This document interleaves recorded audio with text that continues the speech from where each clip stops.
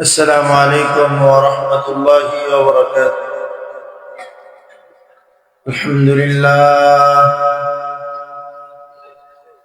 الحمد لله نحمده ونستعينه ونستغفره ونعوذ بالله من شرور أنفسنا ومن سيئات أعمالنا. من يهده الله فلا مضل له ومن يضلله فلا هادي له. ونشهد أن لا إله إلا الله وحده لا شريك له. ونشهد أن سيدنا وسندنا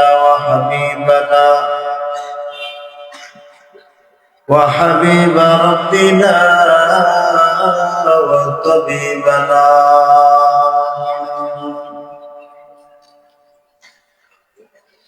وطبيب قلوبنا ومولانا محمدا عبده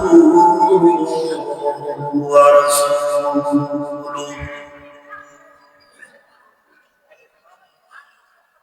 الذي أرسله الله تعالى بالحق بشيرا ونذيرا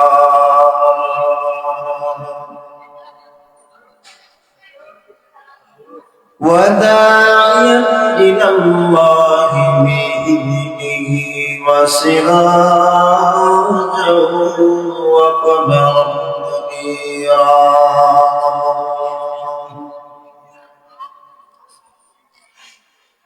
أما بعد فأعوذ بالله من الشيطان الرجيم.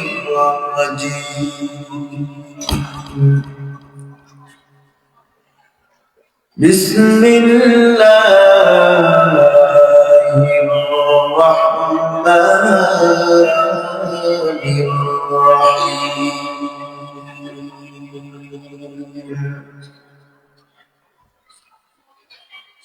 إنا نحن نزلنا الذكر وإنا له لحافظون.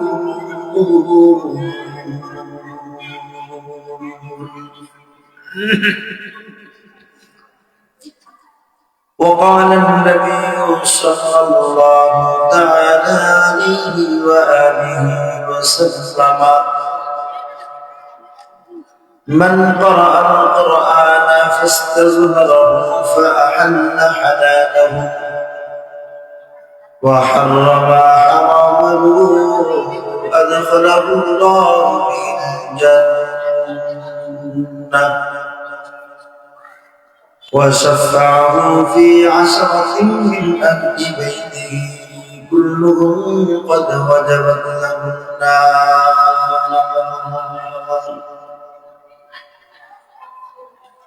أو كما قال النبي عليه الصلاة والسلام. درس اللهم صل على محمد وعلى آل محمد.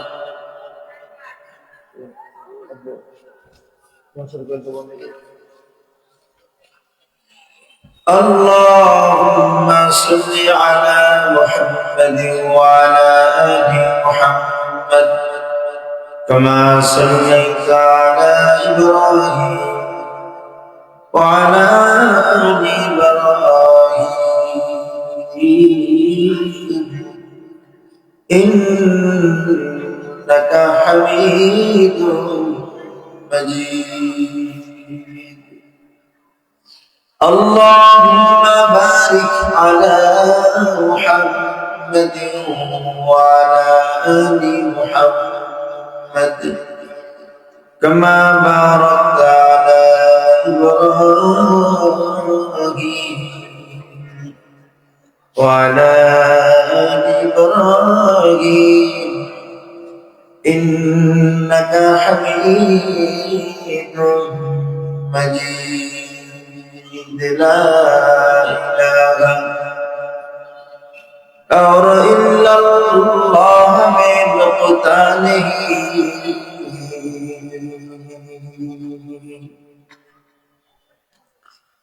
لا إله إلا الله من قتاله देखियो क्या रमज़ है कुदरत की इस पैगाम में देखियो क्या रमज़ है कुदरत की इस पैगाम में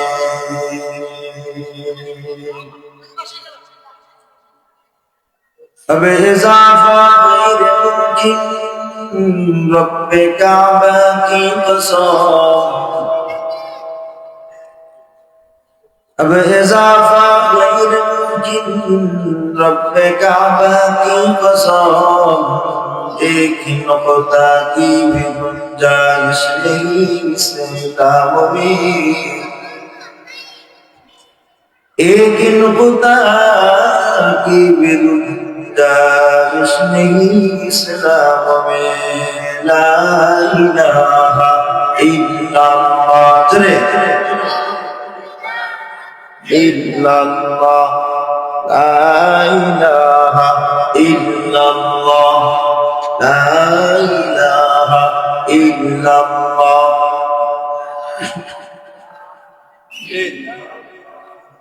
لا إله إلا الله لا إله إلا الله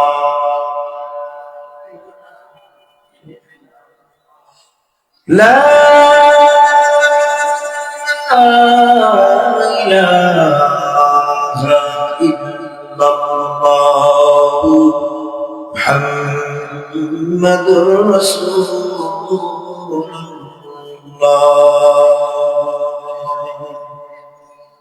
صلى الله تعالى عليه وسلم سبحانك لا علم لنا إلا ما علمتنا إنك أنت العليم الحكيم سبحان الله وبحمده سبحان الله العظيم لا إله إلا الله الحليم الكريم سبحان الله رب العرش العظيم ربي زدني علما ربي يسر ولا تعسر وتمم علينا بالخير رب اشرح لي صدري ويسر لي امري واحلل عقدة من لساني يفقهوا قولي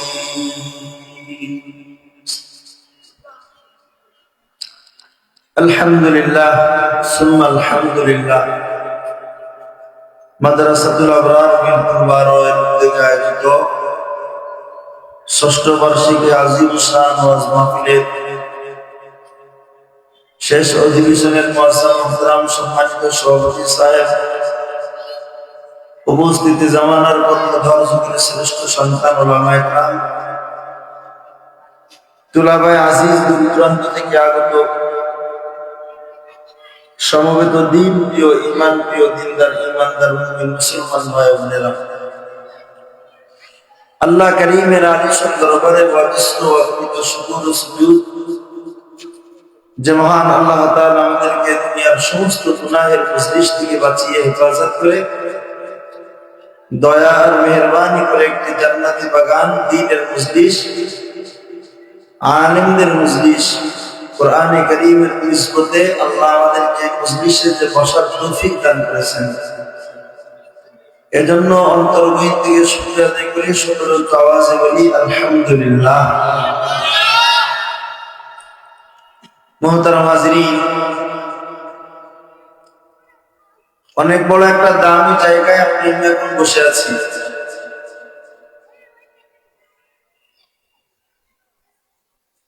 এই দামি জায়গায় সকলেই বসতে পারে না।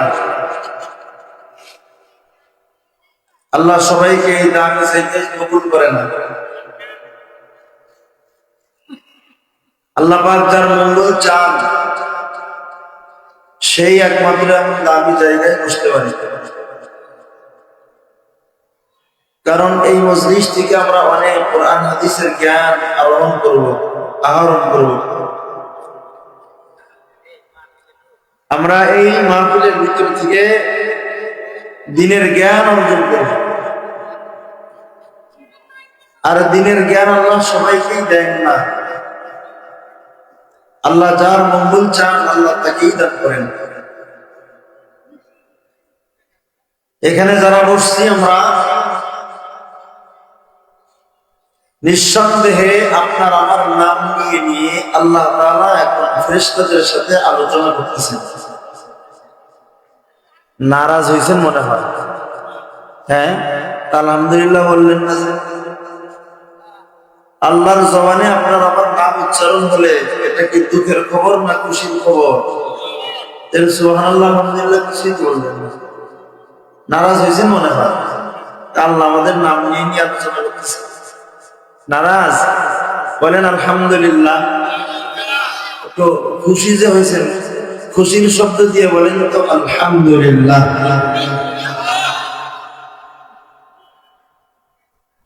এই মজলিস বড় দামি মজলিস। কারণ এই মজলিস যারা পরিচালনা করে সেই মানুষগুলো বড় দামি মানুষ। মজলিসওয়ালা যেমন দামি, মজলিসটারও কত দাম। মজলিসটার যত দাম, যারা ওই মজলিসের ভিতরে বসবে তাদেরও দাম আমার মালিকের কাছে তত বেশি। মজলিসের পরিচালক অনুযায়ী মজলিসের দাম হয়। কি বলেন আপনারা? প্রধানমন্ত্রীর আলোচনা সভা আর গ্রামের মেম্বার সাহেবের আলোচনা সভার মান কি একরকম হয়? তারতম্য হয় না?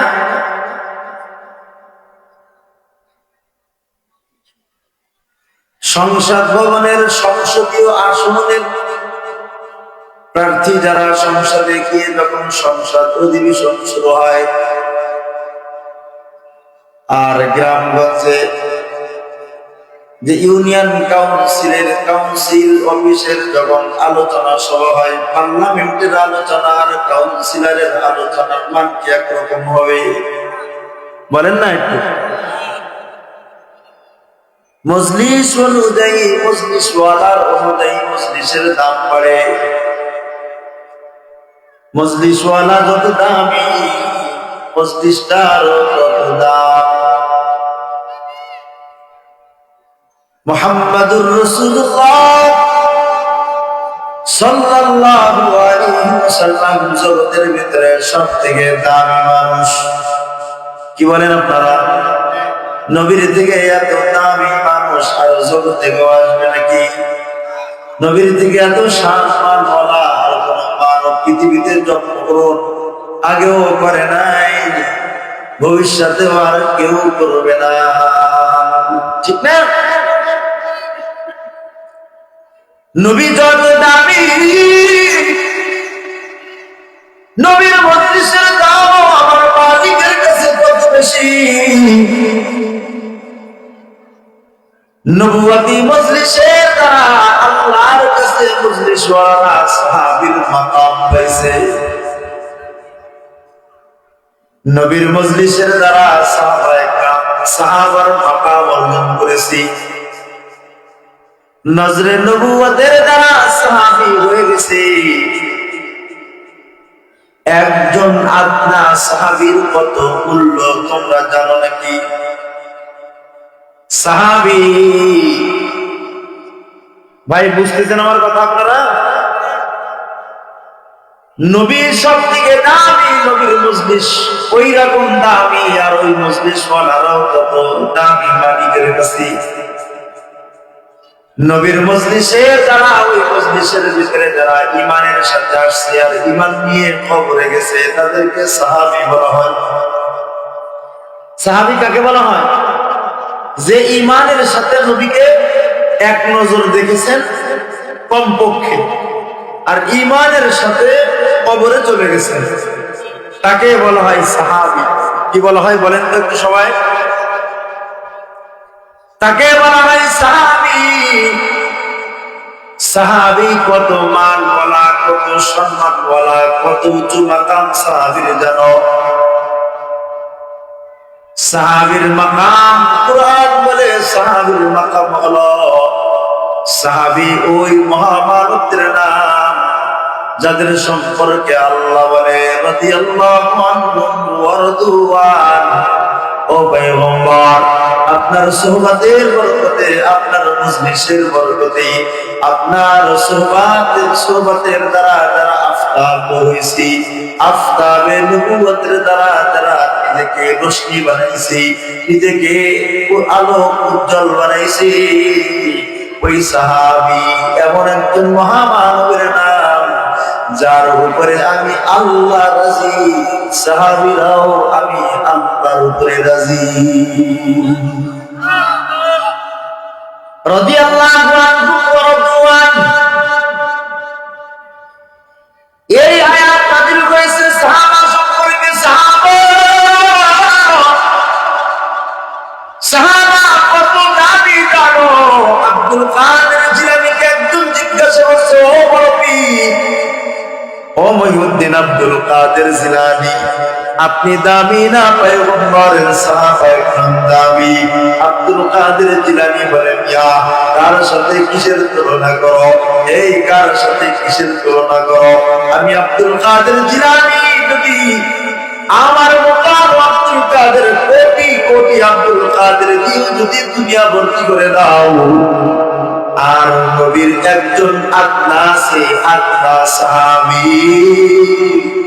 সাহাবীদের মধ্যে যার মাকাম সব থেকে নিচে, যে মর্যাদার দিক থেকে সাহাবীদের ভিতরে সব থেকে কম মর্যাদাওয়ালা সাহাবী, ওই সাহাবীর সাথে তুলনা তো দূরের কথা, ওই সাহাবী যদি কোন ঘোড়ার উপরে বসে, ওই ঘোড়াটা যদি জিহাদের ময়দানে যায়, জিহাদের ময়দানে ওই সাহাবা বসনেওয়ালা ঘোড়ার চারটা খুরের ভিতরে কোটি কোটি বালুকণা লেগে থাকতে, একটা খুরের কোটি বালুকণা থেকে একটা বালুকণা যদি এক জায়গায় রাখো, আর আমার মতো বড় পীর আব্দুল কাদের জিলানী দিয়ে যদি গোটা দুনিয়া ভর্তি করে ফেলাও, সাহাবী তো দূরের কথা, সাহাবী ঘোড়ার উপরে বসা ঘোড়ার খুরের এক কোনা ধুলার পরিমাণ কোটি আব্দুল কাদের জিলানী দিলেও তার সমান হবে না। এই হলো সাহাবী। আল্লাহর রাসূল বলে, ও আমার উম্মতরা শোনো, ইত্তাকুল্লাহ, আল্লাহ আল্লাহ ফি আসহাবি। প্রতি জুমার খুতবায় আপনারা শুনেন নাই হাদিস, আল্লাহ আল্লাহ ফি আসহাবি লা তাত্তাখিযুহুম গরাদাম মিন বাদি ফামান আহাব্বাহুম ফাবিহুব্বি আহাব্বাহুম ওয়া মান আবগাদাহুম ফাবিবুগদি আবগাদাহুম। এই হাদিস শুনেন না? এটা উঠান না, মশার কয়েলটা সরাই গলা নষ্ট হয়ে গেছে, নিভাই দেন,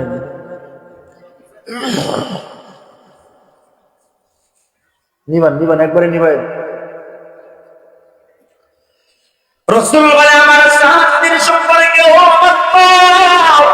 একবার দুইবার, একবার না রাসূল দুইবার বলে আল্লাহ আল্লাহ আইত্তাকুল্লাহ আইত্তাকুল্লাহ ফি আসহাবি। আমার সাহাবী সম্পর্কে ও উম্মত তুমি আল্লাহর ভয় করো, আমার সাহাবী সম্পর্কে ও উম্মত তুমি আল্লাহকে ভয় করো। রাসূল বলে, ফামান আহাব্বাহু ফাবিহুব্বি আহাব্বাহু। যে সাহাবা একরামকে মহব্বত করে, সাহাবীদেরকে মহব্বত করা মানে আমি রাসূলকেই মহব্বত করা। ওয়া মান আবাদাহু ফাবিবুগদি আবগাদাহু। আর যে সাহাবীর সাথে দুশমনি করে, সাহাবীদের সাথে দুশমনি করা মানে আমি পয়গম্বর মুহাম্মদুর রাসূলুল্লাহর সঙ্গে দুশমনি করা। এই হলো সাহাবীর মাকাম। তাহলে আপনারা বুঝছেন সাহাবী কাকে বলা হয়? যে রাসূলকে ঈমানের সাথে কমপক্ষে এক নজর দেখেছেন আর ঈমানের সাথে কবরে চলে গেছেন, তাকে কি বলা হয়? বলেন না কি বলা হয়? সাহাবীর সাথে দুশমনি স্বয়ং নবীর সঙ্গে দুশমনি, সাহাবীর সাথে মহব্বত স্বয়ং নবীর সাথে মহব্বত। আল্লাহ বলে যে সাহাবী হলো ওই মহামানব যাদের উপরে আমি আল্লাহ রাদিয়াল্লাহু আনহুম, আমি আল্লাহ রাজি হয়ে গেছি, ওয়া রাদু আনহু, তারাও আমি আল্লাহর উপরে রাজি হয়ে গেছি। আচ্ছা এবার বলেন, এই যে সাহাবীর মাকাম অর্জন হলো কিসের মাধ্যমে? বলে না দেখুন, সাহাবা একরামদের সাহাবী হয়েছেন কিসের মাধ্যমে? বলেন না, শুধু ইমানের মাধ্যমে সাহাবী হওয়া? ইমান তো আপনার আমারও আছে, তো ইমানের মাধ্যমে কি সাহাবী হওয়া গেছে? কথা ভাই না দেখ, বলেন না, শুধু ইমানের দ্বারা সাহাবা হওয়া যায় না, ইবাদতের দ্বারা সাহাবা হওয়া যায় না, কোটি কোটি বার হজ করার দ্বারাও সাহাবার মাকাম অর্জন করা যায় না।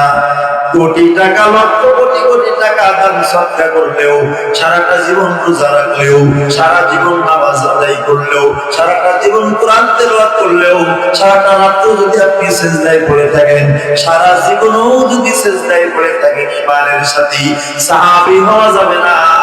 সাহাবা হতে গেলে নবীর মজলিস লাগে। কি লাগে বলে? নবীর মজলিস লাগে। নজরে নবুয়তের দ্বারা সাহাবা মাকাম অর্জন হয়।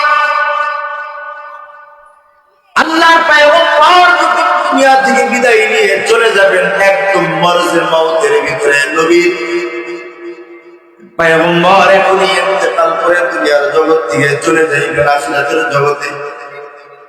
নবী জিন্দা রয়েছেন, জিন্দা নবীর মজলিসের ভিতরে ৮০ বছরের বুড়া নিয়েও যদি কেউ এসে একবার নবীকে দেখে বলে লা ইলাহা ইল্লাল্লাহ মুহাম্মাদুর রাসূলুল্লাহ, আল্লাহর পয়গম্বর শুয়ে আছেন, নবী কোনো ওয়াজও করেন নাই, লম্বা চড়া কোনো বয়ানও করেন নাই, শুধু নবী বসে রয়েছেন অথবা রাসূল শুয়ে রয়েছেন। মরজে মাউতের ভিতরে নবীর মৃত্যুর যন্ত্রণা নবীর শুরু হয়ে গেছে। মরজে মাউতের ভিতরে পয়গম্বর, আল্লাহর পয়গম্বরের এমন মৃত্যুর সময়ও ৮০ বছরের শিরকের গুনাহ নিয়েও যদি কেউ নবীর দরবারে আসি, ইসলাম গ্রহণ করার সঙ্গে সঙ্গে ৮০ বছরের গুনাহ মাফ হয়ে মুসলমান হয়ে গেছি। আর মুসলমান শুধু নবীর দিকে একবার তাকাইছে আর বলছে লা ইলাহা ইল্লাল্লাহ। পয়গম্বর দুনিয়া থেকে বিদায় নিয়ে চলে গেলেন, কবরে চলে গেছেন। সাহাবী মনে করেন মারা গেলেন, সঙ্গে সঙ্গে নবীকে দেখছে কয় নজর? বলো বলো বলো বলো, কয় নজর? এক নজরে দেখছি। আর সাহাবী মনে করেন মারা গেলেন, আর নবীকে দেখার সুযোগ হয় নাই, ঈমান আনছেন আর মারা গেছেন, নবীরে এক নজরে দেখছেন আর মরে গেছেন। ওই ব্যক্তিটার নামও সাহাবী। ওই ব্যক্তির নামও কি? সাহাবী।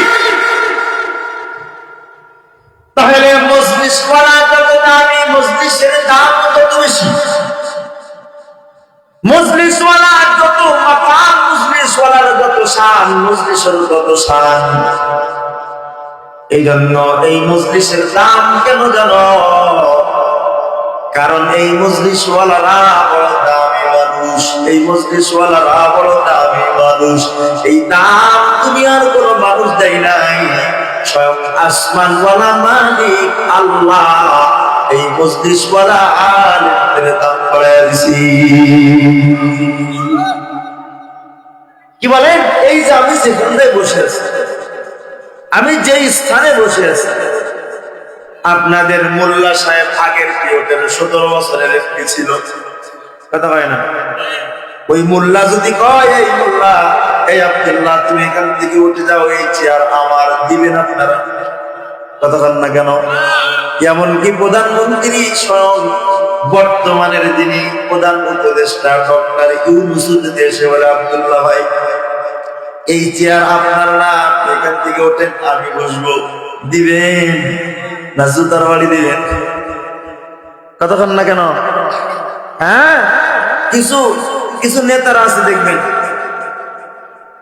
এই মজলিসটা নিয়ে, এই চেয়ারটা নিয়ে টানাটানি করতে চায়। হুজুর এইটা আওয়াজ করলেন কেন, এটা করা যাবে না, ওইটা করলেন কেন, এটা করা যাবে না, এমনি বলেন অমনি বলেন।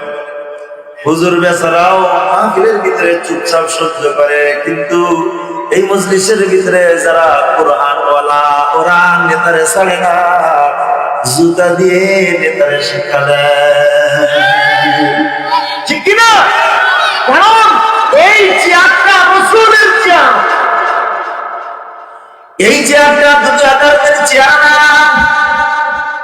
প্রধান উপদেষ্টা যদি এখন আসে, ওনার জন্য আরেকটা চেয়ার এখানে সজ্জিত করা হবে, কিন্তু এই চেয়ার আল্লাহর রাসূল তারে দেয় নাই।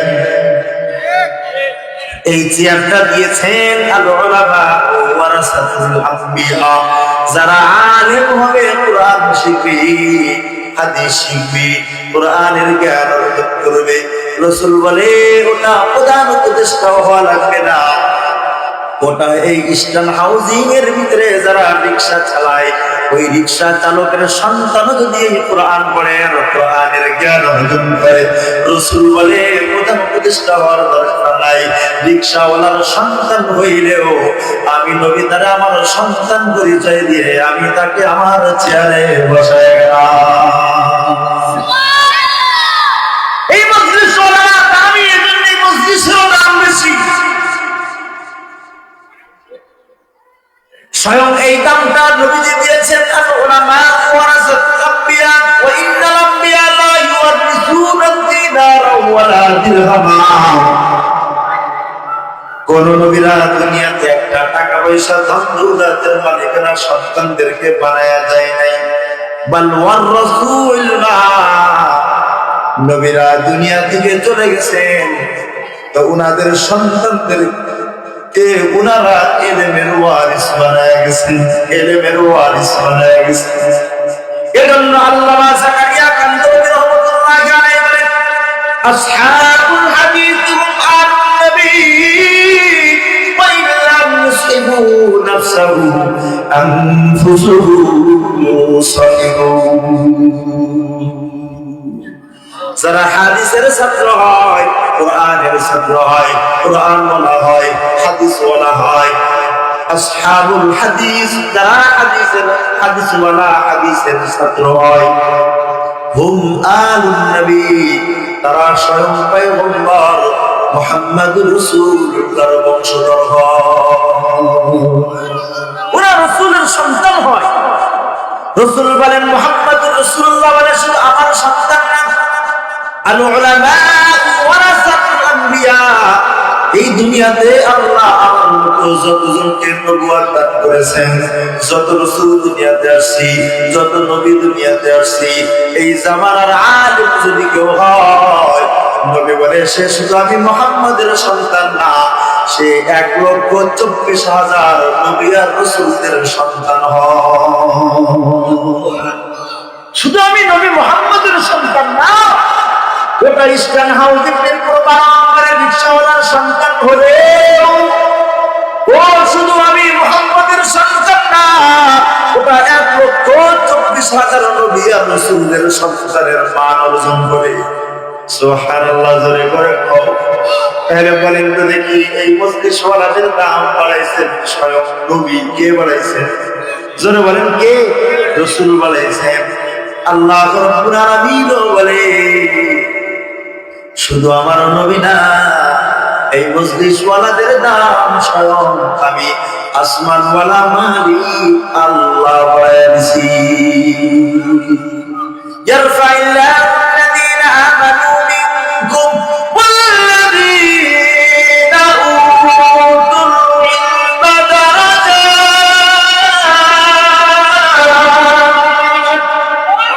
দুনিয়ার ভিতরে যারা ঈমানওয়ালা তারা মালিকের কাছে দাবি, আর সব ঈমানদারের মধ্যে যারা আলেম হয়, ঈমানের সাথে যারা ইলম অর্জন করে, আল্লাহ রাব্বুল আলামিন বলে যারা ঈমানের সাথে ইলমের গুণ অর্জন করলো, আমি আল্লাহ তাদেরকে বহু গুণ মান করে দিছি। কিসের ইলম? এদিকে আমার দিকে তাকায় বলেন, কিসের ইলম অর্জন করলে আল্লাহ মান বাড়ায়? আমার দিকে তাকায় বলেন, কিসের ইলম? জোরে বলেন। এই কোরআনটা নাযিল করেছেন কে? আল্লাহ নিজেই বলেন সূরা হিজরের 9 নম্বর আয়াত, ইন্না নাহনু নাযালনা যিকরা, আমি এই জিকির তথা কোরআন নাযিল করছি, ওয়া ইন্না লাহু লাহাফিজুন, আর আমি আল্লাহ স্বয়ং এই কোরআনকে হেফাজত করব। কোরআন নাযিল করেছেন কে? আমার দিকে তাকান সবাই, আমার দিকে তাকান। কোরআন কে নাযিল করেছেন? তানজিলুম মির রাব্বিল আলামিন, সমস্ত জগতের প্রতিপালক যে আল্লাহ, ওই আল্লাহর পক্ষ থেকে কোরআন আসছে। ওই আল্লাহ নিজেই বলেন আলিফ লাম রা, কিতাব, এই কিতাব আনজালনাহু ইলাইক, রাসূল আমি আল্লাহ আপনার কাছে নাযিল করছি, লিতুখরিজান নাস মিনাজ যুলুমাতি ইলান নূর, জীবিত অন্ধকারের মধ্য থেকে আপনি মানব মণ্ডলীকে যেন আলোর পথ, জান্নাতের পথ দেখাইতে পারেন। এজন্য আমি আল্লাহ এই কোরআনকে আপনার কাছে নাযিল করছি। তাহলে এই তিনটা আয়াত দিয়ে বুঝালাম কোরআন নাযিল করেছেন কে? জোরে কোন। আর হেফাজতের জিম্মাদারি দিয়েছেন কে? আল্লাহ নাযিল করেছেন, আল্লাহ কোরআন হেফাজতের জিম্মাদারি নিয়েছেন। আল্লাহ সরাসরি কয় ওয়া ইন্না লাহু, এই কোরআনকে আমি আল্লাহ লাহাফিজুন, এটা আমি হেফাজত করব।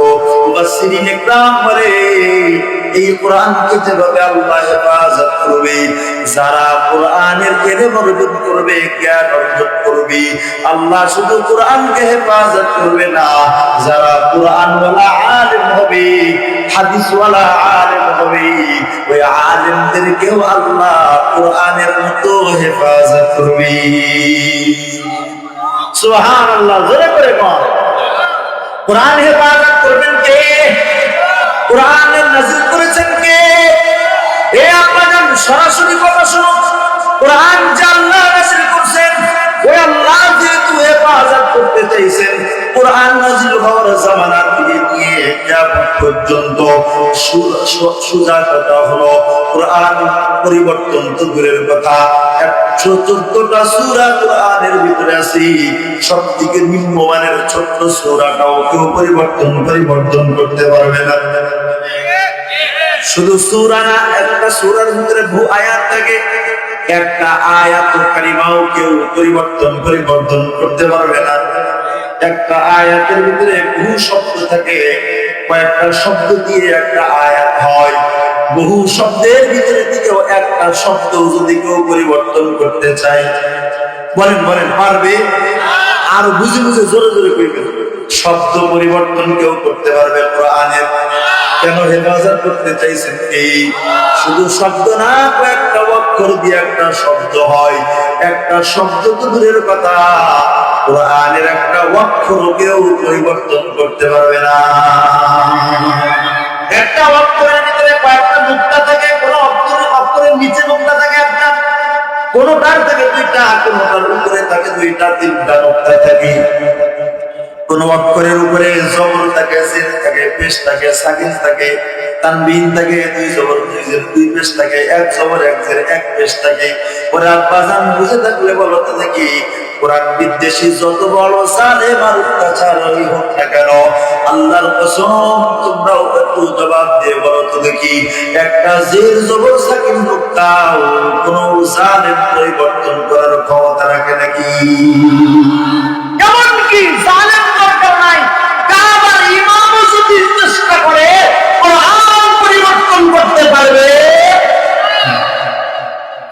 দেখবেন মাঝে মাঝে হেরেম শরীফের, কাবা শরীফের তারাবির তেলাওয়াত আসে, মোবাইলে দেখা যায় কাবার ইমামরা নামাজ পড়ায়, নামাজের ভিতরে তেলাওয়াত করে, তো যদি কোন একটা অক্ষরের ভিতরে ভুল হয়, যদি কোন একটা জের জবরের ভিতরে ভুল হয়, কাবার ইমাম সম্মানিত মানুষ, পৃথিবীর সব থেকে দামি মানুষ, সম্মানী মানুষ কাবার ইমাম, এই সম্মানের খাতিরেও পিছনে যে ইমামরা দাঁড়ায় থাকে ছেড়ে দেয় না, লোকমা লাগায়